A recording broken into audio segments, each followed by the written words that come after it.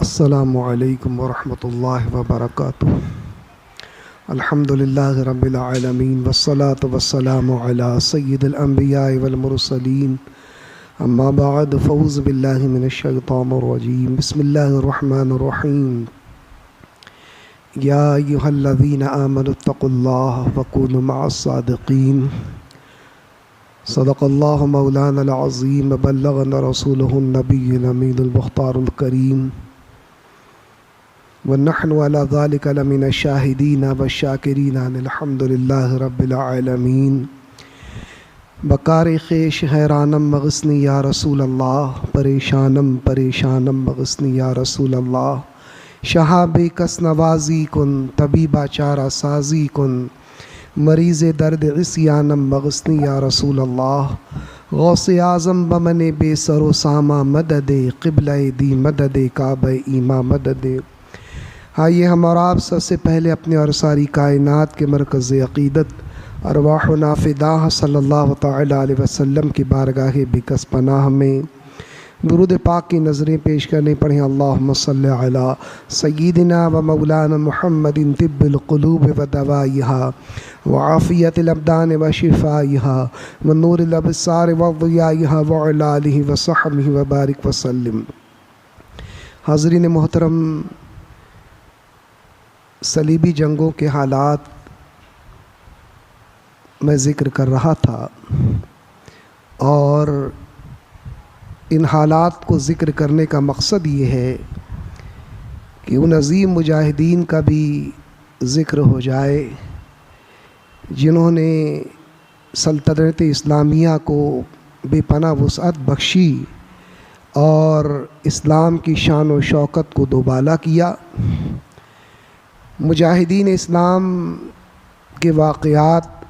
سننے سے ممکن ہے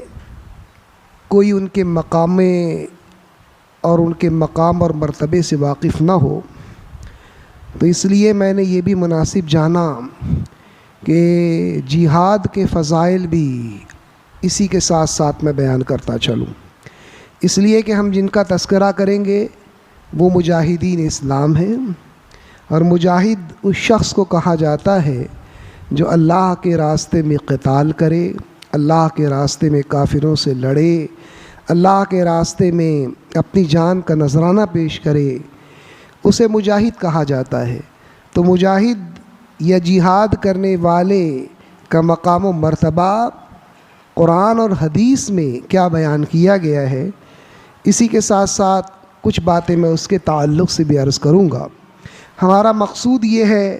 کہ ہم سیدنا سلطان نور الدین زنگی، سیدنا سلطان عماد الدین زنگی اور سیدنا سلطان صلاح الدین ایوبی رحمۃ اللہ تعالی علیہ، ان تین عظیم ہستیوں کا ذکر جمیل کریں، اور امت مسلمہ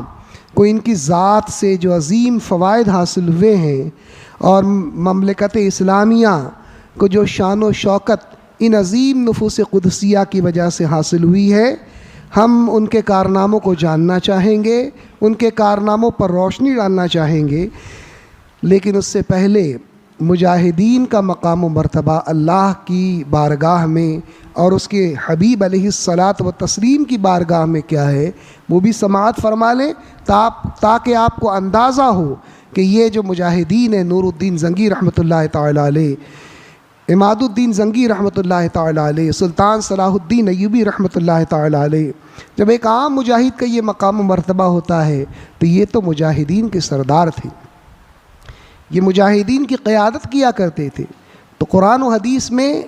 مجاہدین کا کیا مقام و مرتبہ بیان کیا گیا ہے، اس کے تعلق سے بھی چند باتیں عرض کرنے کی سعادت حاصل کروں گا۔ اللہ اور اس کے رسول نے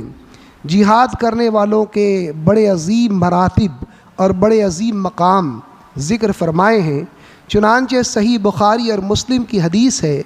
کہ تاجدار کائنات حضور رحمت عالم نور مجسم صلی اللہ تعالی علیہ وسلم سے صحابہ کرام نے پوچھا کہ یا رسول اللہ صلی اللہ تعالی علیہ وسلم، سب سے افضل عمل کون سا ہے؟ حضور علیہ الصلاۃ والتسلیم نے ارشاد فرمایا کہ اللہ اور اس کے رسول پر ایمان لانا۔ صحابہ کرام نے پھر عرض کیا کہ یا رسول اللہ صلی اللہ تعالی علیہ وسلم،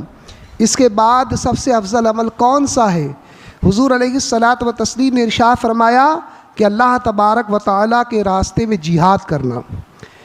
پھر صحابہ کرام نے عرض کیا کہ یا رسول اللہ صلی اللہ تعالیٰ علیہ وسلم، اس کے بعد وہ کون سا عمل ہے جو سب سے افضل ہے؟ آقا علیہ الصلاۃ و تسلیم نے ارشاد فرمایا کہ حج مبرور، وہ حج جو اللہ کی بارگاہ میں مقبول ہے، وہ جو ہے سب سے افضل عمل ہے۔ تو یہ تیسرا سب سے افضل عمل حج مبرور کا ذکر فرمایا۔ ایمان کے بعد بخاری اور مسلم کی متفق علیہ حدیث میں جس عمل کو سب سے افضل قرار دیا میرے آقا نے، وہ ہے جہاد فی سبیل اللہ، اللہ کے راستے میں قتال کرنا، اللہ کے راستے میں جنگ کرنا، اللہ کی رضا کے لیے اپنی جان کا نذرانہ پیش کرنا۔ یہ جو ہے تمام اعمال سے افضل قرار دیا گیا۔ بلکہ ایک دوسری روایت جو مسلم شریف کی ہے کہ تاجدار کائنات حضور رحمت عالم نور مجسم صلی اللہ تعالیٰ علیہ وسلم صحابہ کرام کے درمیان کھڑے تھے، اور آقا علیہ الصلاۃ و تسلیم نے صحابہ کرام سے ارشاد فرمایا کہ اے لوگو، ایمان لانے کے بعد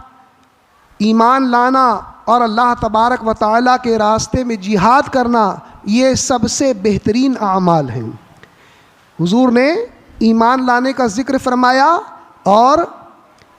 اللہ کے راستے میں جہاد کرنے کا ذکر فرمایا، اور آقا علیہ الصلاۃ و تسلیم نے ارشاد فرمایا کہ یہ اعمال میں سب سے بہترین اعمال ہیں۔ ایک صحابی رسول یہ سن کر کھڑے ہوئے، عرض کرنے لگے کہ یا رسول اللہ صلی اللہ تعالیٰ علیہ وسلم، اگر میں حالت جہاد میں کفار مشرکین سے لڑتا ہوا مارا جاؤں تو کیا میرے سارے گناہ معاف کر دیے جائیں گے؟ آقا علیہ الصلاۃ و تسلیم نے ارشاد فرمایا کہ ہاں، اگر تم کفار مشرکین سے لڑتے ہوئے حالت جہاد میں مارے جاؤ گے تو اللہ تبارک و تعالیٰ تمہارے سارے گناہوں کو معاف فرما دے گا۔ تو پہلی حدیث میں سب سے افضل عمل ایمان کے بعد جہاد کو قرار دیا، دوسری حدیث میں افضل عمل کا بھی ذکر فرمایا، اور یہ بھی فرمایا کہ جو حالت جہاد میں شہادت کا مقام حاصل کر لیتا ہے، جو حالت جہاد میں انتقال کر جاتا ہے، اس کا مقام و مرتبہ یہ ہوتا ہے کہ اس کے سارے گناہ بخش دیے جاتے ہیں۔ پھر ایک اور حدیث ہے جو بخاری اور مسلم کی متفق علیہ حدیث ہے کہ حضور علیہ الصلاۃ و تسلیم سے پوچھا گیا کہ یا رسول اللہ صلی اللہ تعالیٰ علیہ وسلم، لوگوں میں سب سے افضل کون ہے، سب سے بہتر کون ہے؟ حضور علیہ الصلاۃ و تسلیم نے ارشاد فرمایا کہ جو اپنی جان اور مال سے اللہ کے راستے میں جہاد کرتا ہے، یعنی اللہ کے راستے میں جان کا نذرانہ بھی پیش کرتا ہے، اور اس کے پاس اگر مال ہوتا ہے تو مال کو بھی اللہ کے راستے میں جہاد میں خرچ کرتا ہے۔ کافروں سے جنگ کے لیے جو سامان وغیرہ خریدا جاتا ہے، مجاہدین کی امداد کے لیے جو نذرانہ پیش کیا جاتا ہے، اس میں بھی وہ بڑھ چڑھ کر حصہ لیتا ہے۔ حضور علیہ الصلاۃ و تسلیم نے ارشاد فرمایا کہ یہ جو ہے سب سے افضل عمل ہے، سب سے افضل ہے لوگوں میں۔ پہلی حدیث میں تو سب سے افضل عمل کا ذکر فرمایا، اب آپ سے سوال کیا کہ لوگوں میں سب سے افضل کون ہے، تو حضور نے اس مجاہد کو سب سے افضل قرار دیا جو جہاد اپنی جان اور مال دونوں سے کرتا ہے۔ پھر صحابہ کرام نے عرض کیا کہ یا رسول اللہ، اس کے بعد کون سب سے زیادہ افضل ہے؟ حضور علیہ الصلاۃ و تسلیم نے ارشاد فرمایا کہ وہ بندہ مومن جو تنہائی میں گوشہ نشینی اختیار کر لیتا ہے، خلوت میں پہنچ جاتا ہے، اور فتنوں کے زمانے میں وہ خلوت نشین ہو کر جو ہے لوگوں سے تنہائی اختیار کر کے جو ہے اللہ تبارک و تعالیٰ کی عبادت کرتا ہے اور لوگوں کو اپنے شر سے بچاتا ہے۔ حضور نے ارشاد فرمایا کہ مجاہد کے بعد جس شخص کا مقام و مرتبہ جو لوگوں میں سب سے افضل ہے، وہ انسان ہے جو خلوت کے اندر اللہ کی عبادت کرتا ہے، اور دوسری جو اہم بات میرے آقا نے ارشاد فرمائی کہ لوگوں کو اپنے شر سے بچاتا ہے۔ جب بہت پہلے یہ حدیث مبارکہ میں نے پڑھی تو مجھے لگا کہ شاید کتابت کی کچھ غلطی ہے کہ لوگوں کے شر سے بچ جاتا ہے۔ الفاظ بظاہر ایسے ہونے چاہیے، لیکن بعد میں کئی کتابوں کی طرف مراجعت کی تو یہی الفاظ حدیث ملے، اور جب غور کیا تو پتہ چلا کہ اس میں بھی بڑے راز پوشیدہ ہیں۔ کیونکہ جب کوئی شخص تنہائی اور خلوت میں عبادت کرے گا تو ظاہر سی بات ہے کوئی اس کو دیکھنے والا نہیں ہوگا، تو اس کے دل کے اندر غرور اور تکبر بھی پیدا ہو سکتا ہے۔ تو غرور اور تکبر کو توڑنے کے لیے آقا علیہ الصلاۃ والتسلیم نے یہ فرمایا کہ وہ اپنے آپ کو بہت اہم نہ سمجھے، بہت بڑا نہ سمجھے، بلکہ یہ سمجھے کہ میری ذات سے جو لوگوں کو تکلیف پہنچتی ہے اس تکلیف سے میں نے لوگوں کو بچا لیا ہے۔ اپنے آپ کو کمتر سمجھنے کے لیے حضور علیہ الصلاۃ والتسلیم نے ارشاد فرمایا کہ وہ شخص یوں تصور کرے کہ میں لوگوں کو اپنے شر سے محفوظ کرنے کے لیے ایک تنہائی، ایک گوشہ نشینی کا مقام میں نے اختیار کر لیا ہے، ایک طرح مقام پر میں عبادت اور ریاضت کر رہا ہوں۔ یہ حضور علیہ الصلاۃ والتسلیم نے ارشاد فرمایا۔ تو یہاں پر بھی میرے آقا سید عالم صلی اللہ تعالیٰ علیہ وسلم نے اس مجاہد کا ذکر فرمایا جو اپنی جان اور مال کے ذریعے جو ہے اللہ تبارک و تعالیٰ کے راستے میں جہاد کرتا ہے۔ ایک اور موقع پر صحابہ کرام رضوان اللہ تعالیٰ علیہ مجمعین نبی کریم صلی اللہ تعالیٰ علیہ وسلم کی مسجد میں تشریف فرما تھے، حضور کے منبر کے گرد بیٹھے ہوئے تھے، اور حضور علیہ الصلاۃ والتسلیم کسی کام میں مشغول تھے۔ صحابہ کرام میں سے ایک صحابی اپنے بازو والے صحابی سے کہتے ہیں کہ اسلام لانے کے بعد میں سب سے افضل کام یہ سمجھتا ہوں کہ حجاج کرام کو پانی پلایا جائے۔ حجاج کرام کو پانی پلانا اس زمانے میں بہت بڑی سعادت مندی کی بات تھی۔ پانی جو ہے آج بھی عرب کے اندر بہت زیادہ مشکل سے دستیاب ہوتا ہے، اس زمانے میں تو اور بھی وسائل کی کمی تھی، تو اس زمانے میں پانی پلانا حجاج کرام کو جو حج کرنے کے لیے آ رہے ہیں، یہ صحابہ کرام جو ہے اسلام کے بعد سب سے افضل عمل سمجھتے تھے۔ تو انہوں نے عرض کیا کہ میں اسلام کے بعد حجاج کرام کو پانی پلانا سب سے افضل عمل سمجھتا ہوں۔ ایک دوسرے صحابی رسول بازو میں بیٹھے تھے، انہوں نے کہا کہ میں اسلام لانے کے بعد سب سے افضل عمل اس بات کو سمجھتا ہوں کہ مسجد حرام کو آباد کیا جائے، یعنی کعبہ شریف میں جو مسجد ہے مسجد حرام، اس مسجد کو آباد کرنا ہے، اس مسجد کے اندر عبادت و ریاضت کرنا، میں اسلام لانے کے بعد اس عمل کو سب سے افضل سمجھتا ہوں۔ ایک تیسرے صحابی رسول بھی بیٹھے تھے، انہوں نے عرض کیا کہ میں جو ہے اسلام لانے کے بعد سب سے افضل عمل جو ہے اللہ تبارک و تعالیٰ کے راستے میں جہاد کرنے کو قرار دیتا ہوں، کہ اللہ کے راستے میں جہاد کرنا یہ سب سے افضل عمل ہے۔ سیدنا امیر المؤمنین عمر فاروق اعظم رضی اللہ تعالیٰ عنہ تشریف فرما تھے، آپ نے ان کی گفتگو سنی تو آپ نے فرمایا کہ نبی کریم صلی اللہ تعالیٰ علیہ وسلم کے منبر کے سامنے آواز بلند مت کرو، یہ جمعہ کا دن ہے اور حضور علیہ الصلاۃ والتسلیم مصروف ہیں، خاموش ہو جاؤ، جب نماز ختم ہو جائے گی تو اس وقت میں نبی کریم صلی اللہ تعالیٰ علیہ وسلم کی بارگاہ میں تمہارے سوالات پیش کروں گا۔ جب نماز ختم ہوئی تو سورہ توبہ کی آیت نمبر 19 نازل ہوئی، جس میں اللہ تبارک و تعالیٰ نے ارشاد فرمایا کہ کیا تم حاجیوں کو پانی پلانا اور جو ہے مسجد حرام کو آباد کرنا کیا تم نے برابر ٹھہرا لیا اس کے کہ ایک شخص ایمان لاتا ہے اور ایمان لانے کے بعد اللہ کے راستے میں جہاد کرتا ہے؟ اللہ کی بارگاہ میں یہ دونوں برابر نہیں ہیں۔ تو اس آیت کریمہ میں اللہ تبارک و تعالیٰ نے حجاج کو پانی پلانے سے اور مسجد حرام کو آباد کرنے سے بھی زیادہ افضل عمل کسے قرار دیا؟ اللہ تبارک و تعالیٰ پر ایمان لانے کے بعد اللہ تبارک و تعالیٰ کے راستے میں جو قتال کرنا ہے، اس عمل کو آقا قرآن عظیم نے جو ہے ان دونوں اعمال سے جو ہے افضل قرار دیا۔ تو یہ جہاد کے فضائل ہیں۔ تو جو مجاہدین جہاد میں شرکت کرتے ہیں وہ ان سارے فضائل کے جامع ہوتے ہیں، اللہ کی بارگاہ میں ان کو یہ سارا مقام عطا کیا جاتا ہے۔ اسی لیے صحابہ کرام رضوان اللہ تعالیٰ علیہ مجمعین کا حال یہ تھا کہ وہ جو ہے سخت تکلیف میں بھی جہاد کیا کرتے تھے۔ چنانچہ حضرت سیدنا مقداد بن اسود رضی اللہ تعالیٰ عنہ سخت ضعیف ہو گئے تھے۔ ایک جگہ ایک صراف کے ہاں ایک دکان پر بیٹھے ہوئے تھے، ایک صندوق پر، اور ان کا ارادہ تھا جہاد میں جانے کا،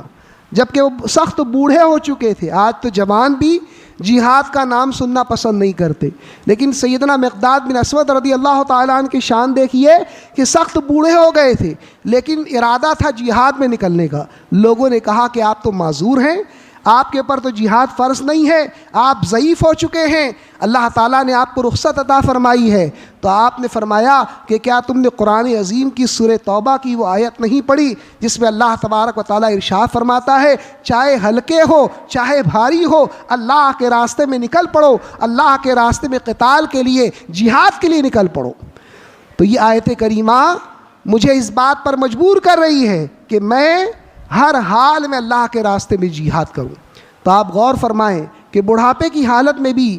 حضرت سیدنا مقداد بن اسود رضی اللہ تعالیٰ عنہ جہاد کا عزم فرما رہے ہیں۔ اسی طرح سے امام زہری نے حضرت سیدنا سعد بن مسیب رضی اللہ تعالیٰ عنہ جو کہ سید التابعین تھے، تابعین کے سردار تھے، ان کے تعلق سے نقل فرمایا کہ ایک موقع پر ان کی آنکھوں میں بہت شدید تکلیف ہو گئی، آنکھوں میں بیماری ہو گئی، اور اسی حال میں وہ جہاد میں شامل ہونے کا ارادہ ظاہر کرتے ہیں، جہاد میں شامل ہونا چاہتے ہیں۔ کسی نے ان سے کہا کہ اے سعید، آپ اس وقت معذور ہیں، بیماری میں مبتلا ہیں، آپ کو جہاد میں شرکت کرنے کی کیا ضرورت ہے؟ آپ کے اوپر کوئی جو ہے گناہ لازم نہیں آئے گا اگر آپ جہاد میں شرکت نہ کریں۔ تو آپ نے انہیں ڈانٹا اور سورہ توبہ کی اسی آیت کی تلاوت کی، اور اس کے بعد ارشاد فرمایا کہ اگر میں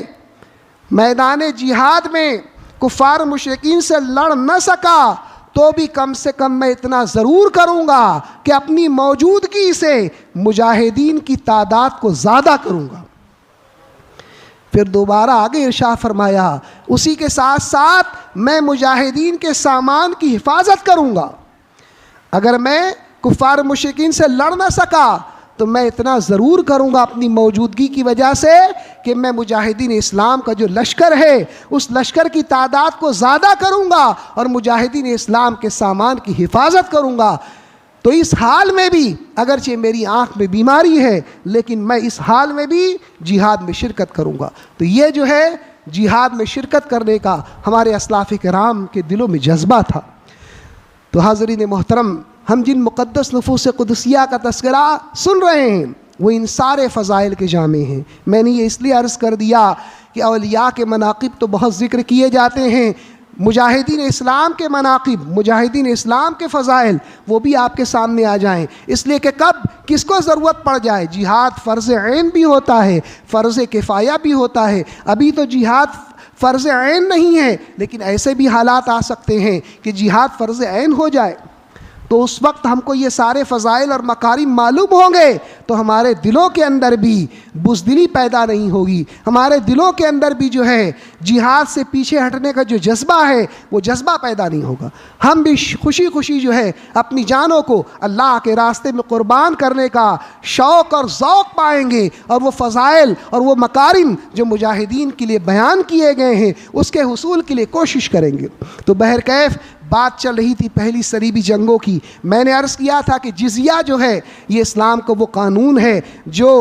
غیر مسلموں کو جو معمولی رقم جو ہے بطور ٹیکس ادا کرنی پڑتی ہے، اور اس کے عوض میں جو ہے مسلمان حکمراں جو ہے وہ غیر مسلموں کی جان، مال، عزت و آبرو اور جو ہے بیرونی حملے سے ان کی حفاظت کرتے ہیں۔ یہ اسلام کا اٹل قانون ہے اور آج بھی یہ قانون جاری اور ساری ہے۔ آج بھی اگر کوئی مسلم بادشاہ کسی غیر مسلم پر حملہ آور ہو تو پہلے اسے اسلام کی دعوت دے گا، اگر وہ اسلام قبول کر لیتی ہے وہ قوم تو فبہا، ٹھیک ہے، وہ ہمارے برابر ہو جائیں گے، اور اگر وہ اسلام قبول نہیں کرتی تو اس کو جزیہ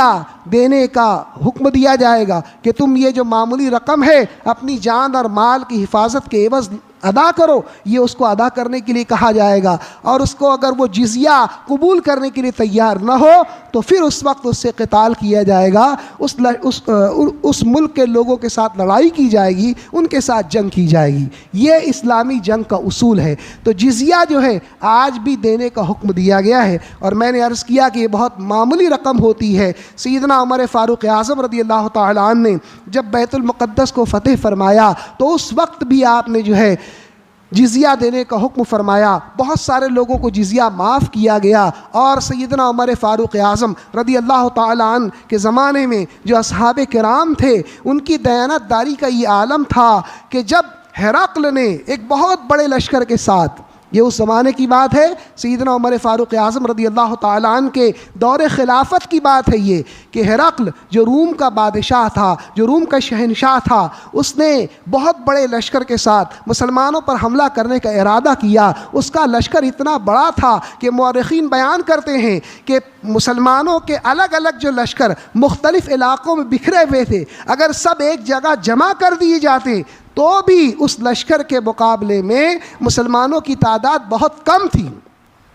جب ایسا بہت بڑا لشکر لے کر وہ مسلمانوں پر حملہ کرنے کے ارادے سے نکلا، مسلمانوں کو خبر ہوئی تو سیدنا عمر فاروق اعظم رضی اللہ تعالیٰ عنہ نے حضرت سیدنا ابو عبیدہ بن جراح رضی اللہ تعالیٰ عنہ کو جو ہے شام کی طرف لشکر اسلام کا سپہ سالار بنا کر بھیجا تھا۔ تو انہوں نے لوگوں کو حکم دیا کہ سارے ادھر ادھر علاقے میں جو اسلامی لشکر منتشر ہیں وہ سب ایک جگہ جمع ہو جائیں، تاکہ ایک ساتھ مل کر جو ہے ہرقل کے لشکر کا مقابلہ کیا جائے اور اس طرح سے جو ہے اس کو شکست دی جائے۔ تو یہ جو ہے جب حکم جو ہے حضرت ابو عبیدہ بن جراح نے لوگوں کو دیا تو ہمس کے اندر حضرت سیدنا خالد بن ولید رضی اللہ تعالیٰ عنہ متعین تھے، وہاں پر جو ہے وہ موجود تھے، اور حضرت سیدنا ابو عبیدہ بن جراح جو ہے شام کے کچھ علاقوں میں موجود تھے۔ تو حضرت ابو عبیدہ بن جراح نے بھی یہی کہا، حضرت سیدنا خالد بن ولید رضی اللہ تعالیٰ عنہ نے بھی یہی کہا۔ حضرت ابو عبیدہ بن جراح رضی اللہ تعالیٰ عنہ فرماتے ہیں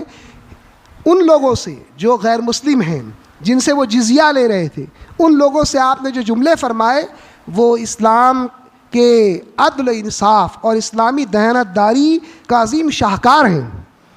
انہوں نے فرمایا، سیدنا ابو عبیدہ بن جراح رضی اللہ تعالیٰ عنہ نے ارشاد فرمایا کہ لوگوں، ہم نے تم سے جزیہ لیا تھا، جو معمولی رقم ہم نے تم سے اس لیے لی تھی کہ ہم تمہاری جان، مال، عزت و آبرو کی حفاظت کریں گے، اور بیرونی ملک کا کوئی شخص، دوسرے علاقوں کا کوئی لشکر تم پر حملہ آور ہوتا ہے تو اس سے بھی تمہاری حفاظت کریں گے۔ لیکن اب حالات ایسے ہو گئے ہیں کہ ہمیں اس علاقے کو چھوڑ کر دوسرے مقام پر جانا ہے، اس لیے ہم نے تم سے جو جزیے کی رقم لی تھی ہم وہ رقم تم کو واپس کرتے ہیں۔ اور وہ ساری رقم جو مسلمانوں نے جزیے کے طور پر لی تھی، وہ ساری رقم جو ہے اس وقت کے جو رومی تھے اس علاقے کے، ہمس کے اور شام کے بعض علاقوں کے، ان سارے علاقے کے غیر مسلموں کو وہ رقم بعین ہی ویسے ہی واپس کر دی گئی، جتنی لی گئی تھی اتنی واپس کر دی گئی۔ جب آپ نے یہ حکم جاری کیا اور مسلمانوں نے جزیے کی رقم دی تو تاریخ انسانی نے ایک عجیب منظر دیکھا کہ مفتوح قوم کے لوگ زاروں قطار رونے لگے۔ کیا آپ نے کبھی دیکھا ہے کہ کوئی غلام قوم جو ہے غلامی سے آزادی کے بعد روئے؟ وہ تو خوش ہوتے ہیں کہ ہم کو فلاں کی غلامی سے آزادی مل گئی، ہم کو فلاں کی غلامی سے چھٹکارا مل گیا۔ لیکن تاریخ انسانی نے عجیب منظر دیکھا، مسلمان فاتح تھے اور جو نصرانی تھے، جو عیسائی تھے، جو اہل ذمہ تھے، ان کے اوپر وہ حکمراں تھے، وہ محکوم تھے، وہ غلام تھے، لیکن اس کے باوجود جب مسلمان وہاں سے جانے لگے تو اہل ذمہ، نصرانی، عیسائی جو ہے وہ زاروں قطار رونے لگے، اور انہوں نے کہا کہ مسلمانوں تم ہمیں چھوڑ کر مت جاؤ، اس لیے کہ تم جاؤ گے تو پھر واپس سے ہمارے ہم مذہب جو ہے نصرانی اور رومی جو ہے ہم پر حاکم بن جائیں گے، اور وہ جو ظلم ستم ہم پر کرتے رہے ہیں وہ ظلم ستم اس کا ایک ادنا ذرہ بھی تمہارے درمیان ہم کو نظر نہیں آیا، تمہارے ساتھ نظر نہیں آیا، تمہارے معاملات میں نظر نہیں آیا، اس لیے ہم تم کو اس دعا کے ساتھ رخصت کرتے ہیں کہ تم جاؤ یہاں سے اور اللہ تبارک و تعالیٰ تمہیں فتح نصیب کرے، تم دوبارہ واپس آ کر ہمارے حاکم بن جاؤ۔ آپ غور تو فرمائیں، جزیے کی رقم بھی واپس کر دی، دیانتداری کا یہ حال تھا، اور اس کے بعد رد عمل کیا ہوا کہ وہ قوم، وہ نصرانی جو ہے وہ زار و قطار رونے لگے اور یہ کہنے لگے کہ دوبارہ تم ہم پر حاکم بن کر واپس آؤ، تم ہمارے بادشاہ بن کر ہم پر واپس آؤ، تم ہمارے نگراں بن کر ہمارے پر واپس آؤ، ہمارے علاقے میں واپس آ جاؤ، یہ تمنا کرنے لگے وہ لوگ۔ تو یہ اسلامی دیانت اور اسلامی جنگ کے اصولوں میں سے کچھ اصول تھے۔ اسی طرح سے سیدنا عمر فاروق اعظم رضی اللہ تعالیٰ عنہ نے جب بیت المقدس کو فتح کیا تو اس وقت ایک گرجا تھا جس کو چرچ آج ہم لوگ کہتے ہیں، اس کا نام تھا قسینۃ القیامہ، یہ قسینۃ القیامہ بڑا مشہور گرجا تھا بیت المقدس کا، بڑا جو ہے مشہور و معروف چرچ تھا، اور عیسائیوں کے عقیدے کے مطابق یہ ایسا چرچ ہے، یہ وہ چرچ تھا جہاں حضرت سیدنا عیسیٰ علیہ السلام کی قبر ہے، معاذ اللہ۔ یہ عیسائیوں کا عقیدہ تھا۔ ہمارا عقیدہ تو یہ ہے کہ حضرت عیسیٰ علیہ السلام کو اللہ تبارک و تعالیٰ نے آسمان پر اٹھا لیا، لیکن عیسائیوں کا عقیدہ یہ تھا کہ حضرت عیسیٰ علیہ السلام کو صلیب پر چڑھا دیا گیا، پھر ان کو صلیب پر سے اتار کر قبر میں دفن کیا گیا۔ تو جو مقام ان کے عقیدے کے مطابق جہاں پر حضرت عیسیٰ علیہ السلام کی قبر تھی وہ کنیسۃ القیامہ تھا۔ تو حضرت عمر فاروق اعظم رضی اللہ تعالیٰ نے اپنے اصحاب کے ساتھ تاریخی مقامات کی زیارت فرما رہے تھے، تو اس وقت کے پادری نے کہا، نماز کا وقت آ گیا اسی دوران، تو اس نے کہا کہ آپ اسی کلیسے کے اندر، اسی گرجے کے اندر، اسی چرچ کے اندر نماز ادا فرما لیں۔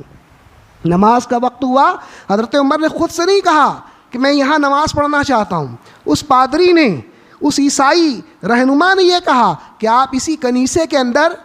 جہاں ان کے بقول حضرت عیسیٰ علیہ السلام کی قبر ہے، یہاں پر آپ نماز ادا کر لیں۔ حضرت عمر فاروق اعظم رضی اللہ تعالیٰ نے انکار فرما دیا۔ آپ نے فرمایا کہ اگر میں نے آج یہاں پر نماز ادا کر لی تو ممکن ہے کہ کل بعد والے مسلمان تمہارے اس کلیسا کے پر یہ دعویٰ کریں کہ یہاں پر ہمارے خلیفہ حضرت عمر فاروق اعظم رضی اللہ تعالیٰ نے نماز ادا کی تھی، اس لیے ہم اسے اپنی عبادت گاہ میں تبدیل کر دیں گے۔ تو آنے والے مسلمانوں کو روکنے کے لیے سیدنا عمر فاروق اعظم رضی اللہ تعالیٰ عنہ نے اس مقام پر نماز ادا کرنا گوارا نہیں فرمایا۔ آپ غور تو فرمائیں، یہ سلوک کس کے ساتھ کیا جا رہا ہے؟ یہ ذمیوں کے ساتھ محکوم لوگوں کے ساتھ کیا جا رہا ہے، جن کے اوپر فتح حاصل کر لی گئی تھی، جو غلام بن چکے تھے، ان کے ساتھ یہ سلوک کیا جا رہا ہے کہ ان کے بعد میں آنے والے حقوق بھی متاثر نہ ہوں، ان کو بعد میں بھی کوئی دشواری پیش نہ آئے۔ تو ایسے بھی اقدامات کے لیے کوششیں کی جا رہی، یہ اسلام کا درخشاں باب ہے۔ تو حضرت عمر فاروق اعظم رضی اللہ تعالیٰ عنہ کے زمانے میں بیت المقدس فتح ہوا، اس کے بعد جو ہے بیت المقدس پر تقریباً 650 سال تک مسلمانوں نے حکومت کی۔ پھر مسلمانوں کے قبضے سے، مسلمانوں کی نااہلی کی وجہ سے بیت المقدس نکل گیا، 90 سال تک اس پر عیسائیوں کا قبضہ رہا۔ پھر سیدنا سلطان صلاح الدین ایوبی رحمۃ اللہ تعالیٰ علیہ نے دوبارہ اس کے پر فتح حاصل کی اور بیت المقدس دوبارہ مسلمانوں کے قبضے میں آیا۔ تو بات انہی مقدس مجاہدین کی چل رہی تھی، اور ان میں جو ہے سب سے پہلا نام سیدنا عماد الدین جنگی کا ہے۔ تو انشاءاللہ آئندہ جمعے کو میں سیدنا عماد الدین جنگی رحمۃ اللہ تعالیٰ علیہ کے تعلق سے کچھ باتیں عرض کرنے کی سعادت حاصل کروں گا۔ اللہ تعالیٰ ان مجاہدین کے جیسا جذبہ ہمارے دلوں میں بھی فرمائے، اور ہمیں بھی اخلاص کے ساتھ جہاد کی توفیق عطا فرمائے۔ وما علینا الا البلاغ۔ السلام علیکم۔